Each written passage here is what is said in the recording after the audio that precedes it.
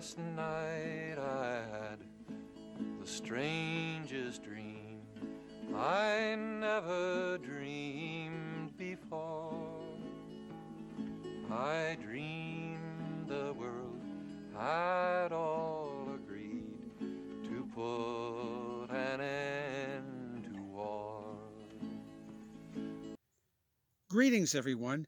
Today, I would like to share with you the story of my brief encounter with a remarkable woman who was known as Peace Pilgrim. In 1953, she took a personal vow that she would become a wandering pilgrim until the world learned the way of peace. She walked until she was offered shelter, she fasted until she was offered food, and she crossed the United States on foot 7 times, as well as hiking through Canada and other places, and she walked the entire Appalachian Trail. I met her in Minneapolis, I believe it was in the late 1970s. I'm trying to remember exactly when.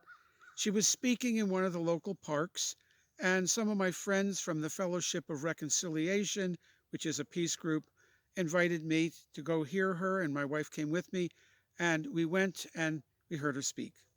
At the end of her talk, Peace Pilgrim took questions, and me being Jewish, I asked her about peace in the Middle East, and she told this story. She had met a Jewish woman who was living in Germany during World War II, was married at the age of 16, had her first child at the age of 17, second child age of 18, and at the age of 19, her parents were killed and her home was destroyed by a British bomb. And then her husband was dragged off by the Germans, and she never saw him again, so assumed he was dead. And then her children were killed by an American bomb. And she became a refugee, wandering through Europe with the other refugees. Well, sometimes a personal tragedy can give you a spiritual insight.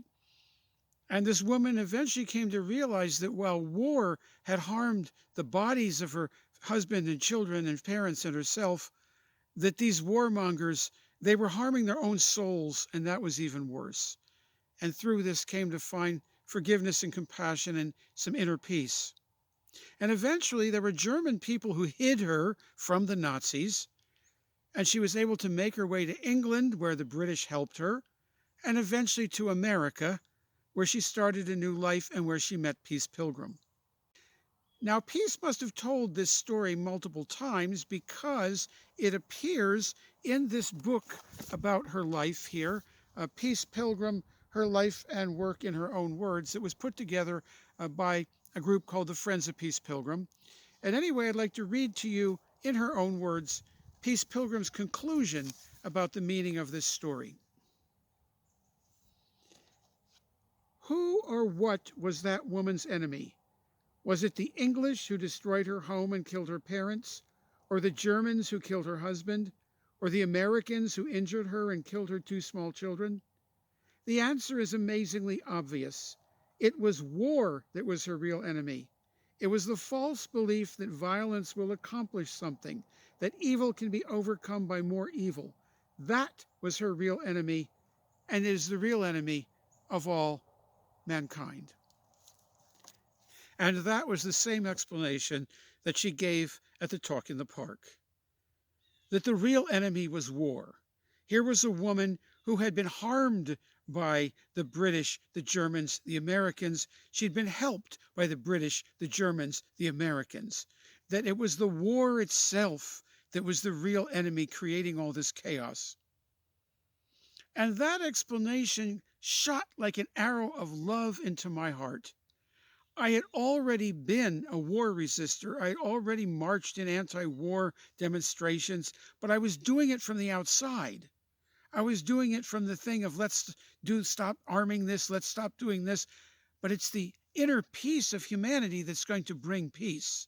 Peace Pilgrim also stressed that we should never underestimate the power of a few people who are sincerely committed to peace, to transform the hearts of others. And she most certainly transformed my heart, and she also touched thousands of people across the continent. Now, I'm recording this at the beginning of November 2024, when there is a war once again going on in the Middle East between Israel, Gaza, now it's spread to Lebanon. And I have to admit, this has sorely tested my commitment to peace and nonviolence. I have Jewish friends, I have Muslim friends, I have Christian friends, I have atheist friends, and all of them are trying to pull me in different directions. I feel like my soul is being drawn and quartered sometimes, and sometimes I feel like I'm being ripped apart. And yet, deep inside, I know that Peace Pilgrim was right. War is the real enemy. And as long as we don't see it like that, as long as we see each other as the enemies, we're not going to have peace. Peace Pilgrim also stressed that sometimes dark times can give you a little bit more bright light shining out of the darkness. And so I'm going to end this video with a brief clip from her speaking in her own words about looking forward to hope and peace. There is darkness in our world today, yes. It is due to the disintegration of things which are contrary to the divine law of love. But let us never say hopelessly, "Ooh, this is the darkness before a storm." Let us rather say with faith, "This is the darkness before the dawn of a golden age of peace, which we cannot now even imagine. For this, let us hope and work and pray."